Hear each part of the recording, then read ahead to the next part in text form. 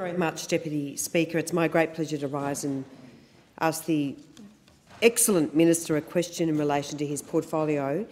And as the member for Corangamite, I'm very pleased to say that I will continue to be the member for Corangamite after the redistribution boundaries were announced today, and I'll have more to say about that a little bit later in the afternoon.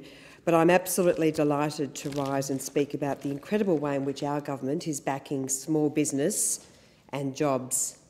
And let's not forget, Madam Deputy Speaker, this Leader of the Opposition has declared a war on business.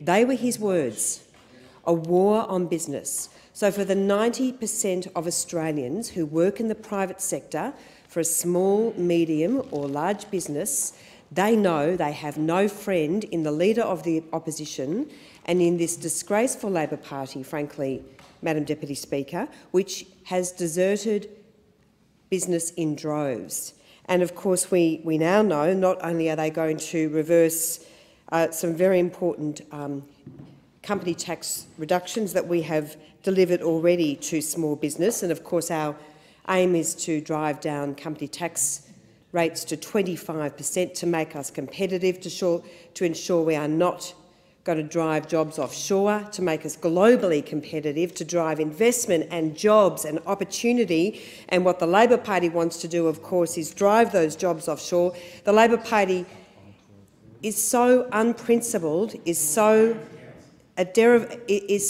removed from the Labor Party of old that it doesn't even have the courage to stand up for coal mine workers.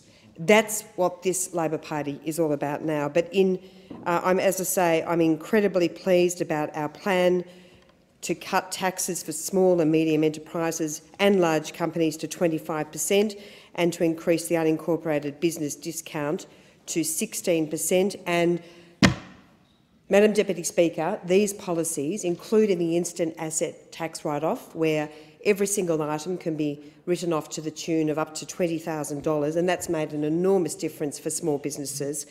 I'm so proud of what we're doing in the Corangamite electorate and the way our investments in small and medium businesses are resonating.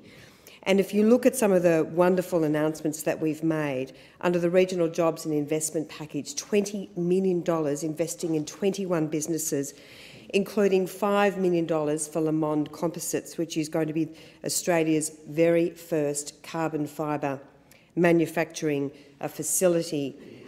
Many other wonderful investments. In fact, last week I was at Ostend and declared open the Barton engine, which has been supported under the RGIP fund, and that also has got incredible potential to turn waste heat into electricity with incredible application, a very exciting innovation and a really good example of how we on the ground in Geelong are making a real difference. Of course, under our Geelong Region Innovation and Investment Fund and under our recent manufacturing announcements that we've made supporting really important businesses like Carbon Revolution, like Boundary Bend, and under our budget, the wonderful announcements under our budget, $50 million more for rail as we grow, as we are now the fastest growing region in Australia. We desperately need that infrastructure.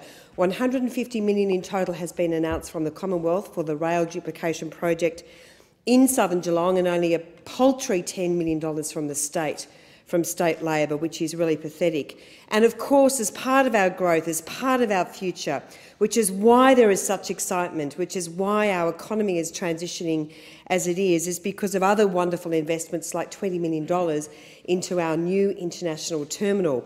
Victoria is about to receive its second international airport at Avalon, and we are so proud. So right across the economy, led by this minister, we are making a huge difference to small and medium businesses, and I asked the minister how the Australian government is encouraging small and medium enterprises to innovate and to create jobs, and of course, particularly in my electorate of Corangamite, which is going absolutely gangbusters since the Turnbull government was elected in 2013. Thank you very much, Madam Deputy Speaker.